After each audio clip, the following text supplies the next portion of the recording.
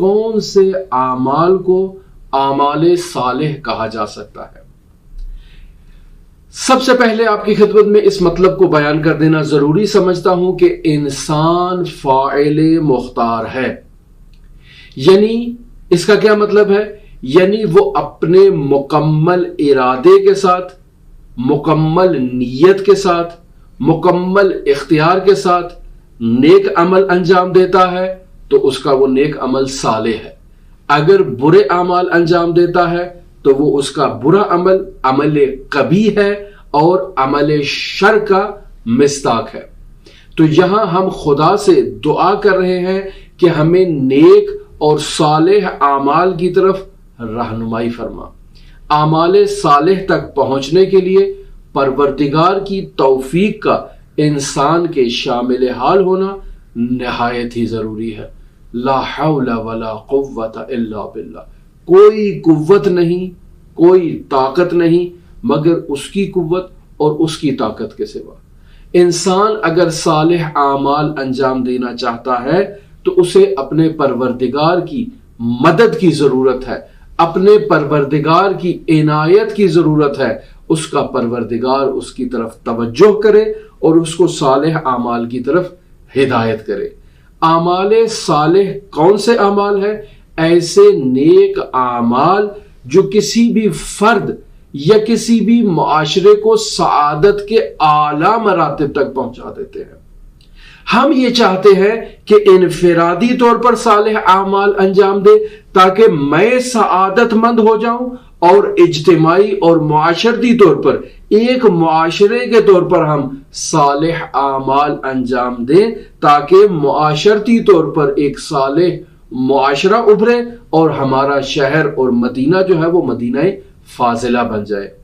یعنی انسان کے بعض اعمال انسان کے دل سے تعلق رکھتے ہیں، انسان کے بعض اعمال اس کی زبان سے تعلق رکھتے ہیں، اور بعض اعمال انسان کے بعض دوسرے اعضاء و جوارح سے متعلق ہیں جو دوسرے اعضاء و جوارح سے صادر ہوتے ہیں.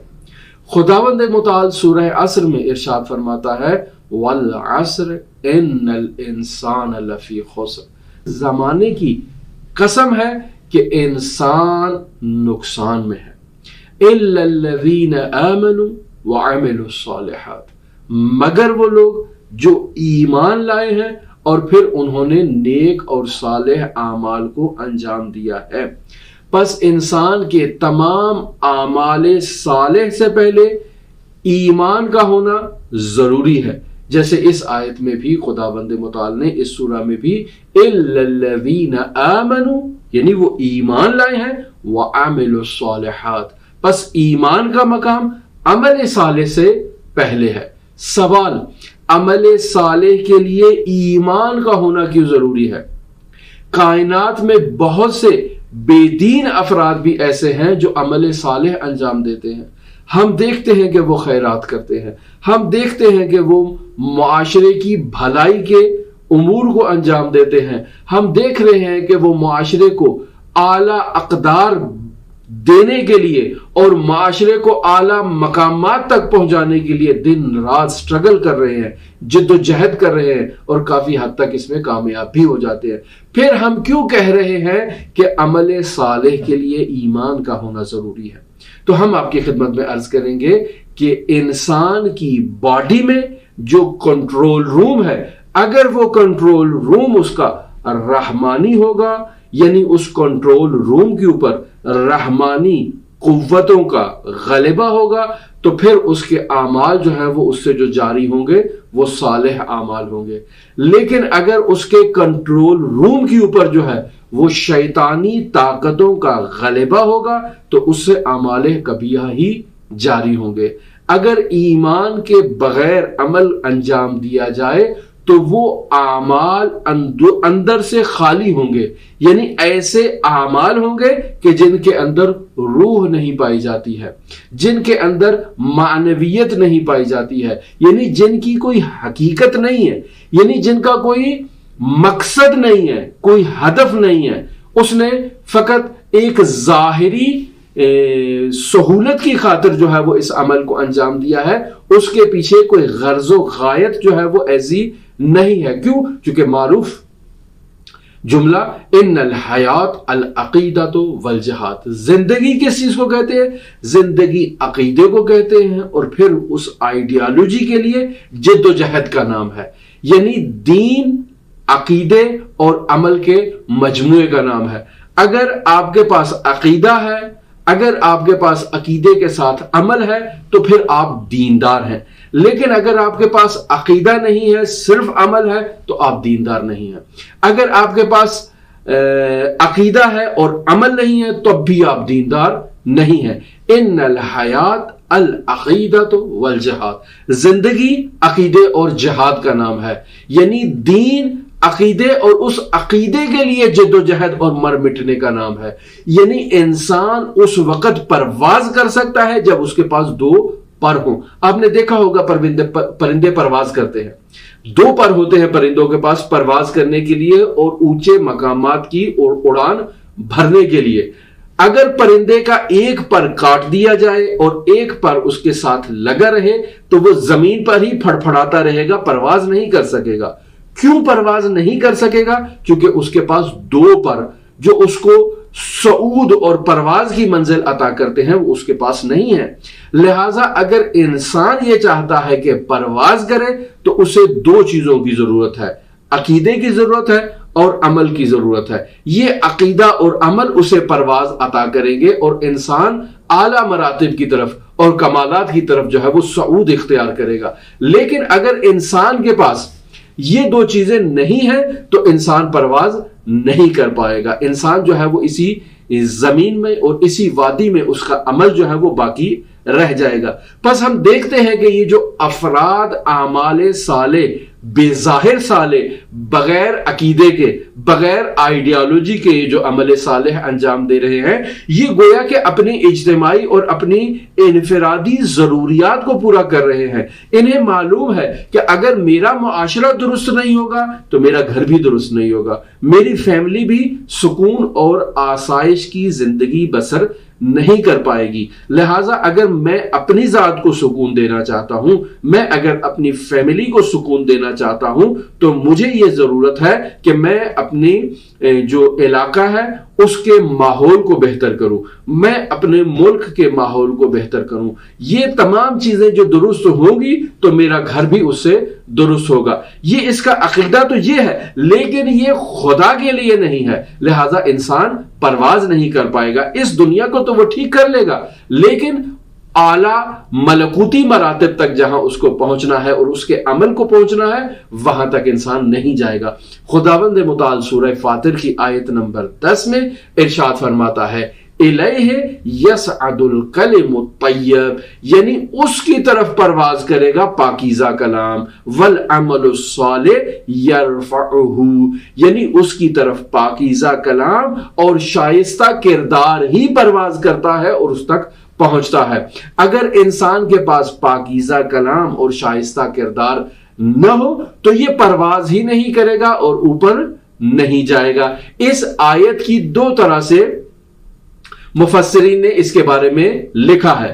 ایک یہ لکھتے ہیں کہ شائستہ کردار ہی پاکیزہ کلام اور عقیدے کو اوپر لے کر جاتا ہے، یعنی انسان کا پہلے کردار صالح ہونا چاہیے، شائستہ ہونا چاہیے، نیک ہونا چاہیے۔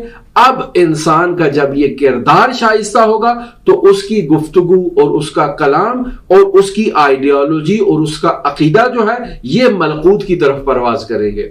اور دوسرا یہ نظریہ ہے کہ پاکیزہ کلام اور پاکیزہ عقائد ہی شائستہ کردار کو ملکوت تک پرواز پر لے کر جاتے ہیں، یعنی انسان کی گفتگو اگر پاکیزہ ہو، انسان کی آئیڈیالوجی اگر پاکیزہ ہو تو پھر انسان جو بھی عمل انجام دے گا وہ اس عقیدے اور ایمان کی بنیاد پر پرواز کرتے ہوئے ملکوت اعلیٰ تک خداوند متعال کے محضر میں پیش ہو جائے گا اور پہنچ جائے گا۔ یعنی دونوں تفاسیر کے مطابق ایمان عمل کی قبولیت اور اس عمل کو اعلیٰ مراتب تک پہنچانے کے لیے نہایت ہی اہمیت رکھتے ہیں۔ ہم یہاں دیکھتے ہیں کہ عمل کی قبولیت کی راہ میں رکاوٹ کیا چیز ہے۔ انسان جب اپنے نفس کی پیروی کرتا ہے، یعنی اپنی خواہشات کی پیروی کرتا ہے، میں یہ چاہتا ہوں کہ میں آسانی کے ساتھ زندگی بسر کروں، میں یہ چاہتا ہوں کہ معاشرے کی تمام سہولیات مجھے میسر ہوں، میرا یہ نفس چاہتا ہے کہ وہ تمام سہولیات جو ایک متمدن معاشرے میں ایک انسان کو حاصل ہے وہ مجھے بھی حاصل ہوں، تو یہ میرے نفس کی خواہش ہے۔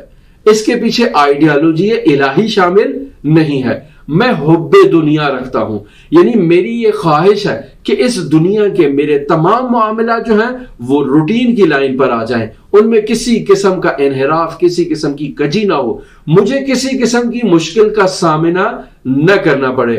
میں یہ چاہتا ہوں کہ میں جو بھی عمل انجام دوں لوگ مجھ سے خوش ہو جائیں، یعنی عبادت میں شرک کرتا ہوں، جو بھی عمل انجام دوں میری یہ خواہش ہے کہ لوگ مجھ سے خوش ہو جائیں، لوگ میری تعریف کریں، لوگ کہیں کہ واہ واہ کتنا اچھا کام اس شخص نے انجام دیا ہے۔ تو یہ تین چیزیں ایسی ہیں جو انسان کے عمل کو پرواز کرنے نہیں دیتی ہیں۔ انسان کے عمل کی پرواز اور اسے صعود اور اسے کمالات تک پہنچنے کے لیے یہ تین چیزیں جو ہے وہ اس کے پاؤں کی زنجیر ہیں، بیڑیاں ہیں جو اس کو اس زمین میں جکڑ کے رکھتی ہیں، اور یہ انسان پرواز نہیں کر سکتا، یہ انسان صعود اختیار نہیں کر سکتا ہے۔